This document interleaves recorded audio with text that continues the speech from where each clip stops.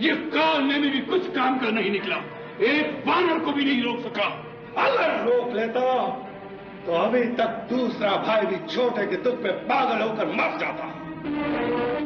परंतु आप चिंता न कीजिए पिताश्री, आज मैं वो अमोघ प्रयोग करने जा रहा हूं जिसके प्रयोग मैंने आज दिन तक इसलिए नहीं किया कि किसी आपातकाल में ही उसका प्रयोग करना उचित होगा। अब वो समय आ गया है। आज मैं कुलदेवी निकुंबिला के गुप्त मंदिर पर जाकर वो तांत्रिक यज्ञ करूंगा जिससे कि मुझे वो देवी रथ प्राप्त होगा जो कि अजय है। परंतु आप ये सूचना गुप्त रखिए, जहां तक कि रनिवास की स्त्रियों को भी पता न चले, जिससे कि मेरा यज्ञ संपूर्ण होने तक किसी को भी ये सूचना न मिले कि मैं कहां हूं। आप राक्षसी सेना के साथ महाभट योद्धाओं को युद्ध में भेज दीजिए, जिससे कि वानर सेना के साथ दोनों भाई भी उसमें उलझ जाएं और उन्हें भी पता न चल पाए। मेघनाद, तुम्हारी योजना बहुत अच्छी है, परंतु युद्ध का समय है, शत्रु हमारी धरती पर है, इसलिए अपनी सुरक्षा के लिए तुम्हें थोड़ी सेना साथ रखनी चाहिए बेटे। आप चिंता न करें पिताश्री, मेरे विश्वास पात्र योद्धाओं का एक दल मंदिर की रक्षा करेगा। मुझे आज्ञा दीजिए, मैं अपने महल में गए बिना सीधा वहां जाता हूं। आज दोपहर तक मेरा यज्ञ संपूर्ण होगा, फिर होम से प्राप्त उस दिव्य रथ में बैठकर मैं सीधा युद्ध भूमि में जाऊंगा। आप विश्वास रखिए पिताश्री, आज का सूर्य उन दोनों भाइयों के मृत्यु के पश्चात अस्त होगा। जाओ वत्स, विजयी होकर लौटो। विजयी भव।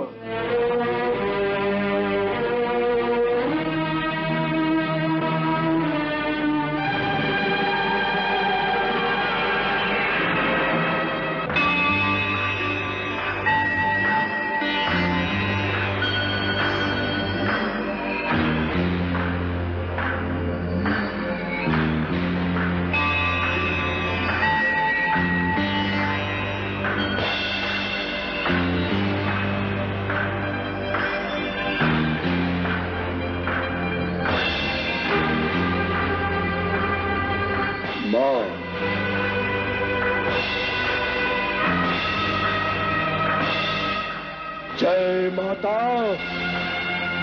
विजय का आशीर्वाद दो।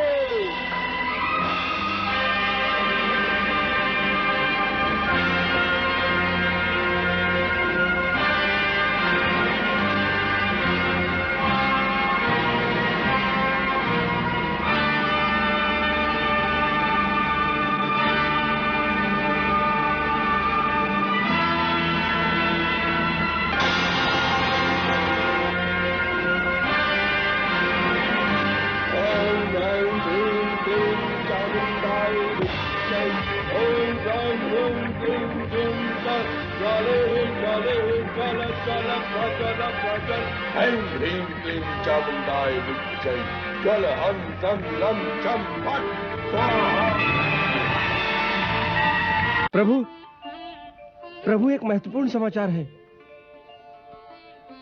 क्या समाचार है? प्रभु, मेरे गुप्तचर समाचार लाए हैं कि इंद्रजीत आधी रात से देवी निकुंबिला के मंदिर में एक तांत्रिक यज्ञ कर रहा है। तो क्या हुआ? वो यज्ञ उसे मेरे हाथों से बचा लेगा? आप नहीं जानते लक्ष्मण भैया, यदि ये यज्ञ पूर्ण हो गया तो उसकी ज्वाला से एक दिव्य रथ प्रकट होगा, और जब तक इंद्रजीत उस रथ पर बैठा रहेगा तब तक इंद्रादि सभी देवता मिलकर भी उसे परास्त नहीं कर सकते। ये स्वयं ब्रह्मा जी का उसे वरदान है। ब्रह्मा जी का वरदान? हाँ, एक बार इंद्र ने रावण को बंदी बना लिया था और अपने साथ ले जा रहे थे। तब इंद्रजीत ने अपने अंतर्धान होने की मायावी विद्या का प्रयोग करके अदृश्य रूप में इंद्र के रथ पर जाकर न केवल अपने पिता के बंधन खोल दिए, अपितु इंद्र को बंदी बनाकर अपने साथ लंका ले आया। तब स्वर्ग में सारी व्यवस्था बिगड़ जाने के कारण स्वयं ब्रह्मा जी लंका में प्रकट हुए और मेघनाथ को इंद्रजीत के नाम से अलंकृत कर दिया।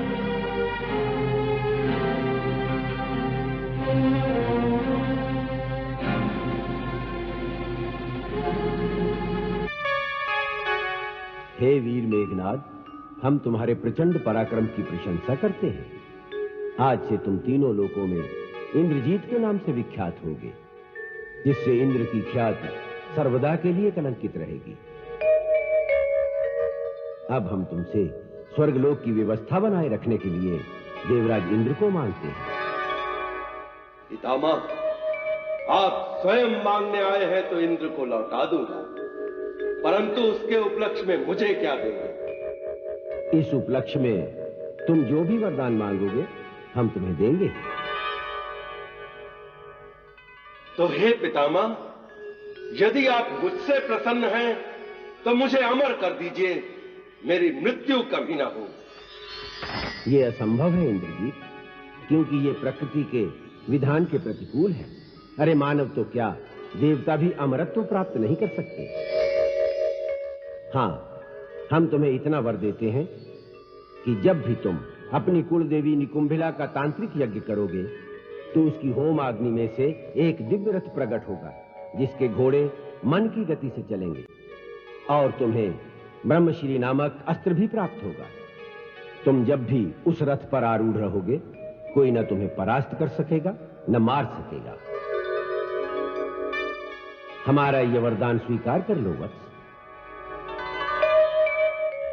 मुझे स्वीकार है। हे इंद्रजीत, निकुंभिला के स्थान पर पहुंचने और वहां हवन संबंधी कार्य पूर्ण करने से पहले जो शत्रु तुम्हें मारने के लिए आक्रमण करेगा, उसी के हाथ से तुम्हारा वध होगा, यह भी याद रखना।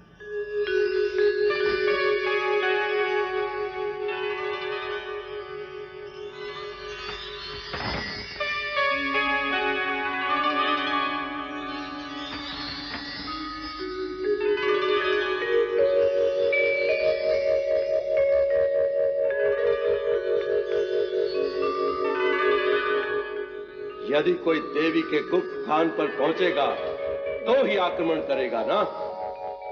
प्रभु, इसी प्रकार उसकी मृत्यु का विधान किया गया है। यही अवसर है कि लक्ष्मण भैया अपने मुख्य योद्धाओं और सेना सहित उन पहाड़ों में स्थित निकुंभिला के मंदिर पर इसी समय आक्रमण करें। भैया, मुझे आज्ञा दीजिए, आज मैं उस राक्षस कुमार की जीवन लीला ही समाप्त कर दूंगा। अवश्य, परंतु युद्ध बुद्धिमानी के साथ करना। उस महाभयंकर राक्षस की माया को मैं जानता हूं। वो ब्रह्मास्त्र का ज्ञाता है, बुद्धिमान और बड़ा मायावी होने के साथ साथ परम वीर भी है। इंद्रजीत जब रथ में बैठकर आकाश में विचरने लगता है तो बादलों में छिपे हुए सूर्य की भांति उसकी गति का कुछ पता ही नहीं चलता। इसलिए हे सौमित्र, तुम वानरराज सुग्रीव, हनुमान और जामवंत आदि सारे यूथपतियों के साथ जाओ। निकुंभिला का मंदिर जानने के लिए किसी गुप्तचर को भी ले जाओ। प्रभु, वहां पहुंचने का मार्ग बहुत लंबा और टेढ़ा मेढ़ा है, परंतु मैं वो मार्ग जानता हूं जो छोटा और गुप्त है। मैं लक्ष्मण को उस मार्ग से सेना सहित शीघ्र ही वहां पहुंचा दूंगा। परंतु हमें आपको साथ भेजने में संकोच है। क्यों प्रभु, मुझ पर विश्वास नहीं? हमारे संकोच को अन्यथा न समझे महाराज विभीषण, हमें आप पर पूर्ण विश्वास है। परंतु हम ये भी जानते हैं कि इस परिस्थिति में संकट है और हम आपके प्राणों को संकट में नहीं डालना चाहते। आप ठीक कह रहे हैं भैया, वहां बहुत संकट है, परंतु आप निश्चिंत रहें। आपके लक्ष्मण के रहते महाराज विभीषण का कोई बाल भी बांका नहीं कर सकता। गंधर्वराज कुबेर ने स्वयं प्रकट होकर मुझे बताया है कि युद्ध में मेघनाद महाराज विभीषण पर यम अस्त्र का प्रहार करेगा। यह अस्त्र उसने इन्हीं के लिए संभाल कर रखा है। कुबेर ने मुझे उसके तोड़ की विधि और उस अस्त्र को संहार करने वाले दूसरे अस्त्र का भी ज्ञान दिया है। भैया, आप निश्चिंत होकर हमें जाने की आज्ञा दें। हम इन्हें तुम्हारे भरोसे पर भेज रहे हैं लक्ष्मण। याद रखना, हमने इन्हें लंका नरेश बनाने का वचन दिया है। उस वचन को सत्य करने के हेतु इनकी सुरक्षा के लिए हम अपने प्राणों का भी मोह नहीं करेंगे।